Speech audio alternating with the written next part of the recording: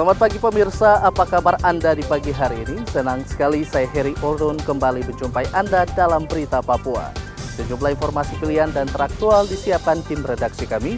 Berikut 3 berita utama kami sajikan untuk Anda.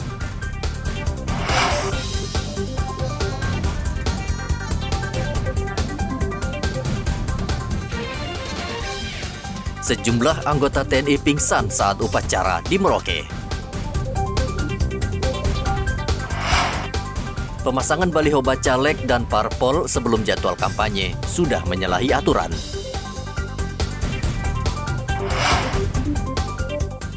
Blokade kantor wali kota Jayapura akhirnya dibuka.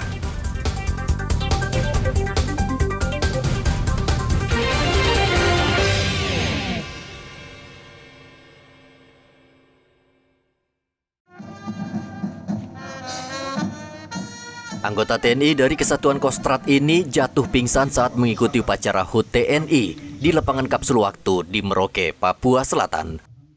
Korban langsung dibawa ke rumah sakit oleh tim medis TNI yang bertugas.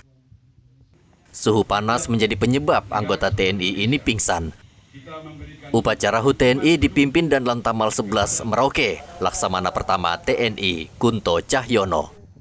Dalam kesempatan ini, Kunto meminta anggota TNI di Papua Selatan mewaspadai gerakan kelompok kriminal bersenjata atau KKB yang terdesak di kawasan pegunungan akibat gempuran TNI.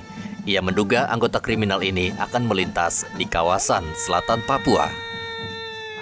Tentunya memang intelijen sudah bekerja secara terus-menerus ya, sepanjang hari, sepanjang tahun. Artinya antisipasi masing-masing wilayah tentunya sudah ada masing-masing. Satuan TNI organik yang ada di sini sudah dikerahkan semua untuk waspada ya masing-masing. Apalagi dengan pemekaran 6 provinsi ini tuh tentunya akan berpengaruh terhadap situasi masing-masing provinsi. Masing-masing provinsi akan dilengkapi oleh satuan-satuan TNI. Nanti korem-korem akan menjadi kodam, demikian ya Dandem ya.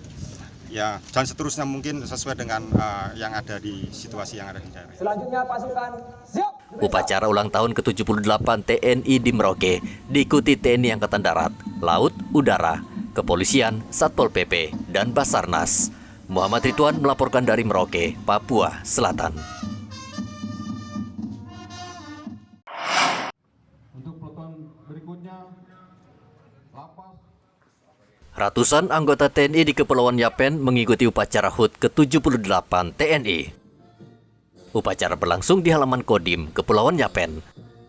Dandim 1709 Yapen Waropen, Letkol Infantri Catur Prasetyo Nugroho mengatakan sesuai perintah Panglima TNI, setiap prajurit TNI wajib memberikan rasa aman dan damai kepada masyarakat menjelang pelaksanaan pemilu 2024. Komandan Kodim 1709 Yapen Waropen siap menjalankan tugas mengamankan pemilu, baik pemilu presiden, wakil presiden, pemilu legislatif maupun pemilihan kepala daerah. Kami berkomitmen dengan seluruh prajurit akan melakukan dan netralitas akan kami junjung tinggi. Kami akan tetap berdasarkan perintah Bapak Panglima TNI pemilu di Kabupaten Waropen maupun di Kabupaten Kepulauan Yapen tetap damai, aman, dan nyaman. Sementara itu, Kapolres Kepulauan Yapen AKBP Herzoni Saragi berharap TNI semakin bersinergi dengan Polri dalam mendukung program pemerintah dan menjaga keamanan bangsa Indonesia, terutama masyarakat di Kabupaten Kepulauan Yapen. HUT, Tentara Nasional Indonesia yang ke-78, semoga harapan kami TNI terus makin sinergi dengan Polri dan mendukung semua program-program pembangunan baik pemerintah daerah maupun pemerintahan nasional. Terima kasih, tetap semangat TNI dan makin solid. Di akhir upacara ini dilakukan pemotongan tumpeng sebagai puncak kegiatan, juga penampilan drum band Gita Pratama dari anak SD Katolik Bunda Maria Serui, serta penyerahan pelakat oleh Dandim 1709 Yapen Waropen kepada Forkopimda Kepulauan Yapen. Eman melaporkan dari Kabupaten Kepulauan Yapen, Papua.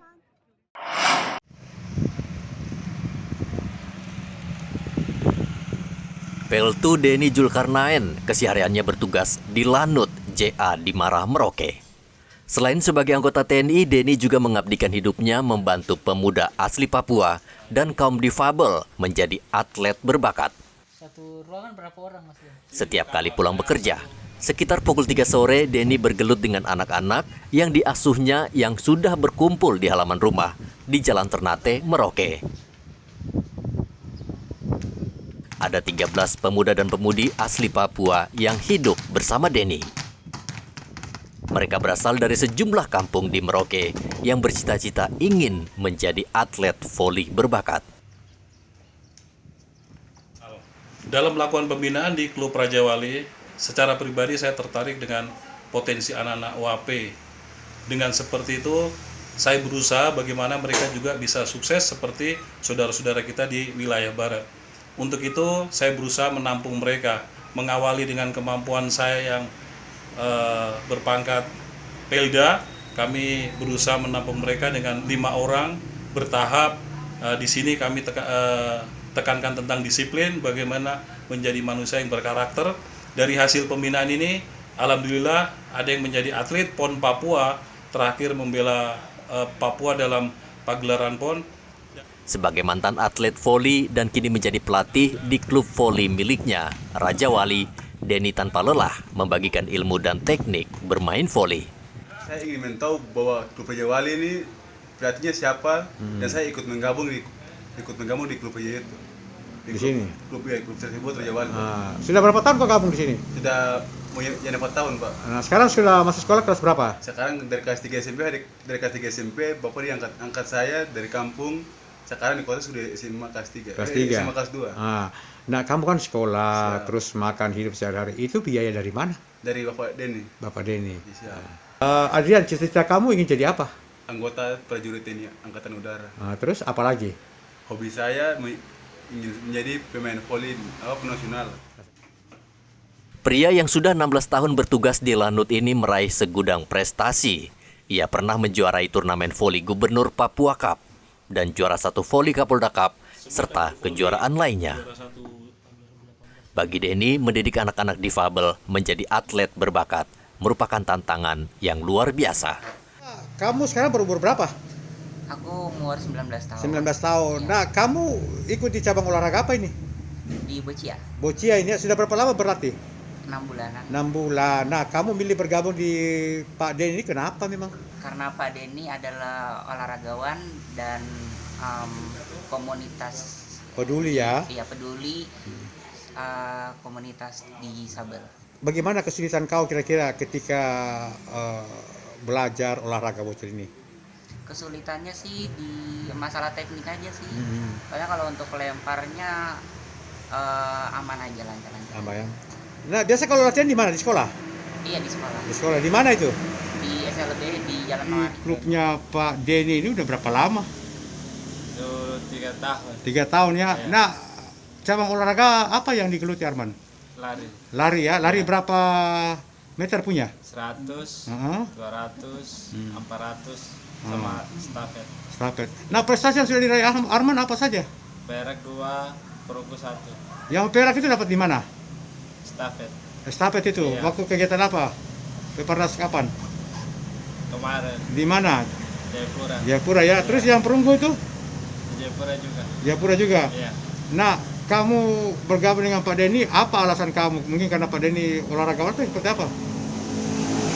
Karena Pak Denny itu ya, saya suka daripada ini karena Pak Denny ini suka atlet atau anak-anak yang atlet tunanetra. Oh gitu ya.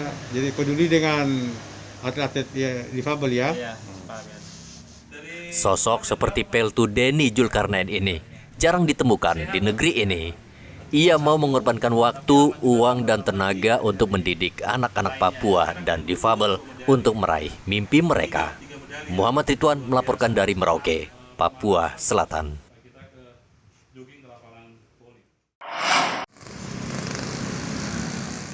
Sejumlah baliho para bacalek dari berbagai parpol saat ini sudah banyak terpajang di sejumlah jalan utama di Merauke. Baliho tersebut berisi janji-janji manis para bacalek yang seringkali tidak ditepati ketika terpilih. Ketua Komisi Pemilihan Umum Pemprov Papua Selatan, Helda Ambai, mengatakan baliho para bacalek tersebut telah melanggar ketentuan KPU karena dikategorikan sudah mencuri start kampanye. Yang sudah diatur dalam PKPU 15 dan juga untuk menjaga ketertiban, dan kita KPU mau supaya kita berlaku adil ya. Semua partai politik itu wajib berlaku adil kita, dan yang itu tertib sesuai dengan asas kampanye, salah satunya itu tertib. Sehingga dari 18 partai politik kita menghimbau untuk tertib dalam pemasangan APK.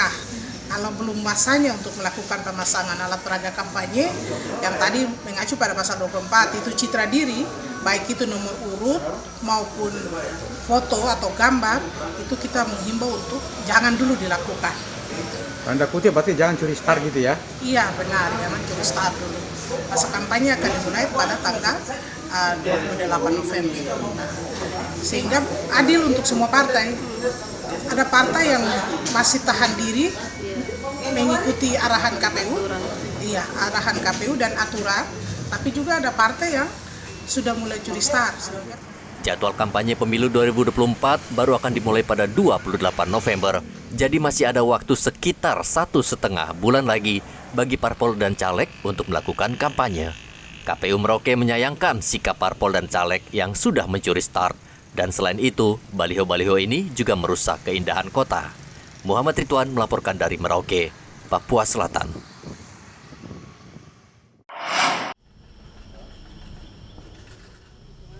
Masyarakat adat pemilik hak wilayah tanah akhirnya mau membuka blokade yang merintangi jalan masuk ke kantor Wali Kota Jayapura, Papua.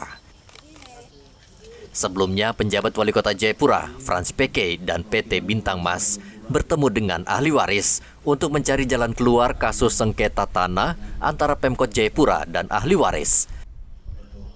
Frans Peke mengatakan Pemkot Jayapura memiliki sertifikat tanah lengkap di mana bangunan kantor wali kota ini berdiri. Namun ia mempersilahkan pemilik hak ulayat menggugat ke pengadilan bila merasa tidak puas. Dan akhirnya setelah ditelusuri semua, ke pemerintah kota memiliki dokumen yang kuat, lengkap, dengan sertifikat. Nah, sehingga saya tadi sudah menyampaikan kepada keluarga bahwa pemerintah kota memiliki dokumen yang lengkap dan tidak akan melakukan pembayaran atas lokasi yang dimaksud atau dituntut. Kalau misalnya itu tahu ada mau tidak puas, lalu masih keberatan, ya silakan melakukan lewat upaya hukum melalui proses pengadilan. Sehingga ada keputusan, ada kepastian hukum oleh pengadilan, barulah kita bisa, apapun yang diputuskan pengadilan itulah yang sama-sama, baik pihak pemerintah kota ataupun juga keluarga bisa menerima pada saatnya nanti kalau keluarga mengajukan ke pengadilan. Tetapi dari perspektif hukum, kepemilikan dokumen bukti sudah sah di pemerintah kota Jayapura. Dan karena itu kemudian ya kami memberikan sedikit uang untuk membuka palang. Akhirnya sama-sama pada sore hari ini bersama-sama mereka buka, saya dampingi keluarga dan buka. Frans Peke memiliki bukti transaksi pembelian tanah yang terjadi pada tahun 1994 sejak kota Madia ini berdiri. Oleh karena itu, pemerintah kota tidak akan membayar ganti sebagaimana yang dituntut ahli waris pemilik hak ulayat. Selama 2 hari, kantor wali kota Jayapura diblokade ahli waris pemilik hak ulayat. Mereka meminta ganti rugi atas tanah yang kini telah berdiri kantor wali kota Jayapura. Hendra melaporkan dari kota Jayapura, Papua.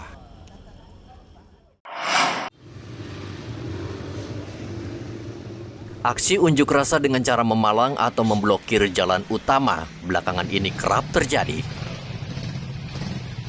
Tindakan sekelompok orang yang merugikan masyarakat menjadi perhatian serius DPRD Manokwari, Papua Barat. Ketua DPR Papua Barat Orgenes Wonggor menyayangkan dan prihatin terhadap tindakan tersebut. Orgenes mengatakan aksi pemalangan ini sangat merugikan masyarakat di Manokwari karena kemacetan jalan dan merugikan banyak pihak. Ia menghimbau warga yang berunjuk rasa tidak memalang atau memblokir jalan, melainkan menyampaikan aspirasinya kepada pemerintah atau wakil rakyat di DPR. Bagaimana sudah dibayar? Kita harus lihat apa menyampaikan yang benar gitu. Mana yang sudah dibayar, mana yang belum. Yang belum dibayar itu komunikasi dengan pemerintah daerah. Supaya itu diselesaikan. Nah, jadi pasar itu juga tidak bisa lama juga, kita harus malam di sini. Mengganggu, sangat-sangat mengganggu. Nah, kemudian yang berikut ya artinya jangan, ya saya minta maaf, Tom keluarga besar Pak ini dilantik dengan Pak Kamu Malang dan skema itu artinya sudah melekat pada kita. Jadi bagaimana untuk kita harusnya lepas hal-hal seperti begini karena penilaian orang luar dan segala macam terhadap kita tidak bagus. Nah, terus yang berikut terkait dengan inspektor yang masuk ke dalam Manokwari, ini salah satu hal juga yang menghambat tugas ini hari ini. Salah menghambat. Artinya ada segala sesuatu mari kita duduk baik-baik. Ya bagaimana ada komunikasi, ada mediasi, kita secara baik. Kita ada langsung malam, ini kan tidak bagus. Sebelumnya, sekelompok warga yang mengaku pemilik hak ulayat menutup jalan Pasar Wosi hingga ke Beringin Taman Ria dengan material tanah. Mereka menuntut ganti rugi lahan yang belum dilunasi pemerintah sebesar 120 miliar dan ditambah 50 unit rumah. Ini pasti saya tangkap. Akibat pemalangan tersebut, kegiatan di Pasar Wosi terpaksa ditutup dan pedagang terpaksa berjualan di emperan toko. Dari Manokwari, Papua Barat, Edi melaporkan.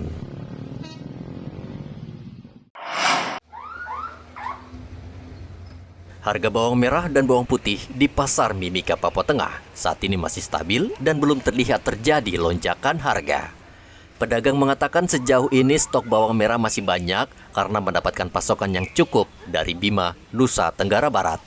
Begitu juga dengan bawang putih yang didatangkan dari Surabaya. Sejauh ini pengiriman berjalan lancar. Harga bawang merah dijual Rp35.000 per kilogram, sedangkan bawang putih Rp45.000 per kilogram. Harga eceran 35 Pak, kalau partai 30. Itu bawang merah. Kalau bawang bersih putih 45, kalau kita partai juga 40. Ibu boleh tahu kerangnya datangkan dari mana? Kalau bawang merah dari Bima, kalau bawang dari Surabaya. Sementara ini proses pengiriman lancar. Lancar.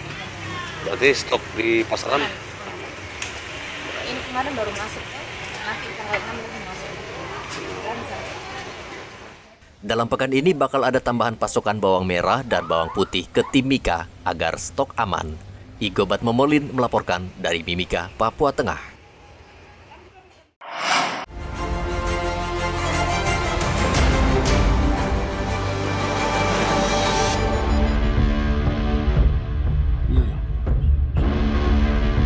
Aparat TNI Polri yang tergabung dalam Satgas Damai Kartens menembak mati 5 anggota KKB di distrik Serambakon, Pegunungan Bintang, Papua Pegunungan. Kelima anggota KKB atau kelompok kriminal bersenjata yang ditembak mati sebelumnya terlibat pembakaran kios, penembakan pesawat sipil, hingga pembunuhan satu anggota BRIMOB. Dari tangan pelaku, aparat menyita 3 pucuk senjata api, amunisi, serta sejumlah barang bukti lainnya. Kelima anggota KKB ini merupakan anak buah Ananias Atimimin.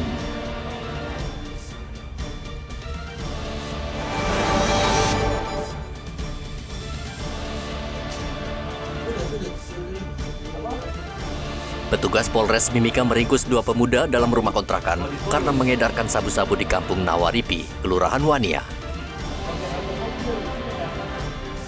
Di lokasi, polisi menemukan sabu-sabu dalam bungkusan plastik berukuran kecil yang siap diedarkan. Sabu-sabu tersebut langsung disita polisi. Kedua tersangka ternyata merupakan residivis dalam kasus yang sama. Sudah berapa lama tinggal sih? Kampung Nawaripi selama ini dianggap bersih dari peredaran narkotika dan minuman keras karena warga aktif saling mengawasi.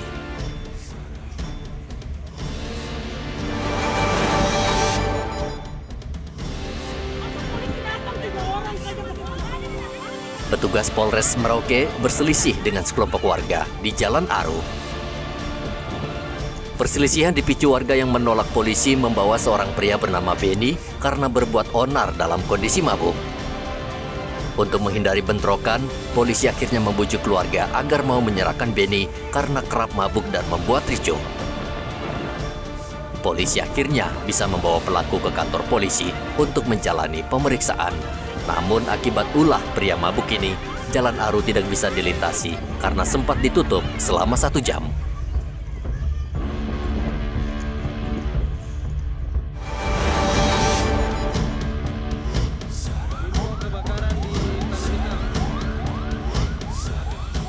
Kebakaran terjadi di Kelurahan Asano, Kota Jayapura, Papua.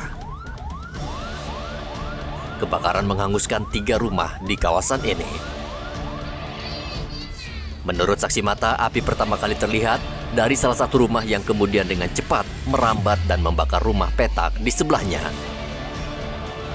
5 unit mobil pemadam kebakaran milik pemerintah Kota Jayapura dan mobil water cannon milik Polda Papua dikerahkan untuk memadamkan api. Tidak ada korban jiwa maupun yang terluka, namun pemilik rumah terpukul dan sedih karena banyak barang berharga yang tidak sempat diselamatkan.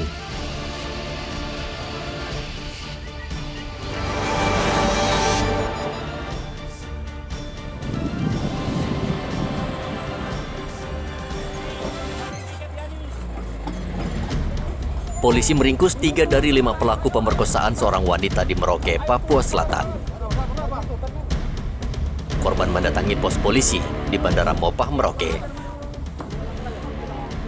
Korban melapor telah diperkosa 5 pria mabuk di ujung landasan pacu bandara. Petugas yang langsung mendatangi lokasi tidak jauh dari kantor polisi mendapati pelaku sedang asik menenggak minuman keras di semak-semak. 3 dari pelaku berhasil ditangkap dan dibawa ke kantor polisi, dan 2 lainnya berhasil melarikan diri.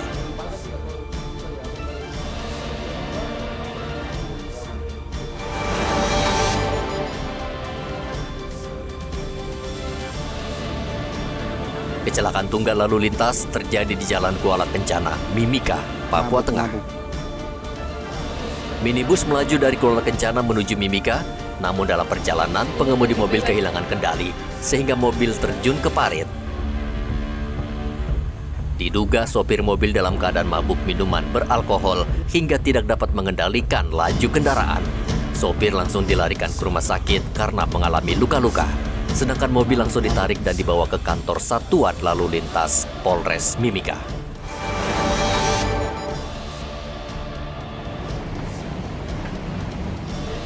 Petugas imigrasi kelas 1 Jayapura menangkap seorang warga Polandia di Kabupaten Sarmi, Papua karena melanggar undang-undang keimigrasian. Warga asing tersebut bekerja meneliti peninggalan bersejarah Perang Dunia Kedua di Sarmi, padahal izin masuk Indonesia sebagai turis. Petugas imigrasi akan menjatuhkan sanksi sesuai undang-undang keimigrasian, yakni deportasi atau dipulangkan ke negaranya dan dicekal masuk ke Indonesia.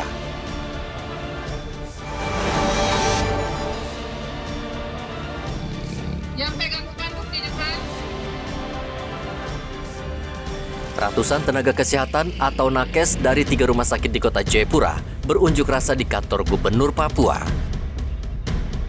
Para pengunjuk rasa ini merupakan nakes dari RSUD Jayapura, RSUD AB Pura, dan RSJ AB Pura. Mereka menuntut kenaikan gaji sesuai standar profesi dan tanggung jawab. Kedatangan mereka diterima Elpius Hugi, Kepala Biro Umum dan Protokol Setda Provinsi Papua.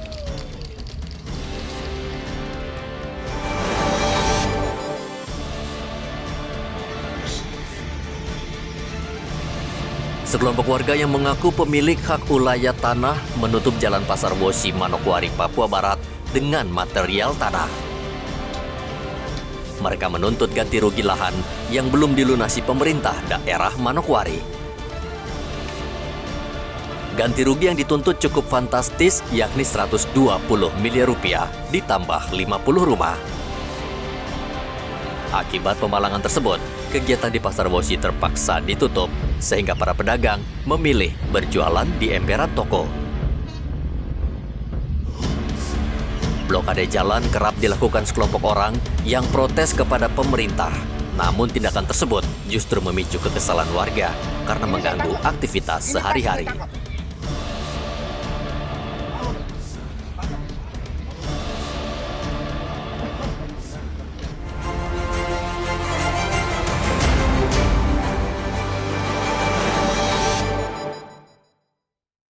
Pemirsa, informasi tadi mengakhiri jumpa kita dalam Berita Papua. Saya Heri Orun mewakili seluruh kerabat kerja yang bertugas mengucapkan terima kasih atas kebersamaan Anda. Selamat pagi, selamat beraktivitas, dan wanyambi.